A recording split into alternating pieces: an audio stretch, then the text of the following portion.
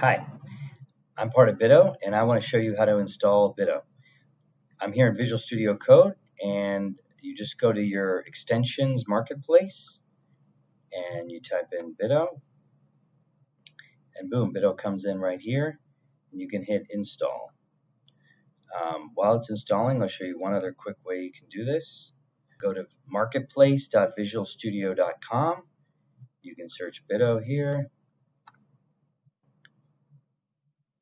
It shows up right here, Bito, and you can hit install right here. Now going back to Visual Studio Code, show you a couple other quick things. If you go up here in your extensions marketplace, you can make sure you always keep all your extensions up to date so you have the latest version of Bito. Once Bito is installed, you can see it right here, and you can start the installation process. By the way, you can also drop it in this panel here.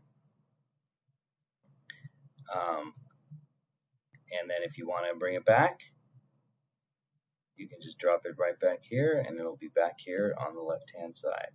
All right, so it gives you a lot of flexibility in how you want to use Bito. All right, good luck. Thanks.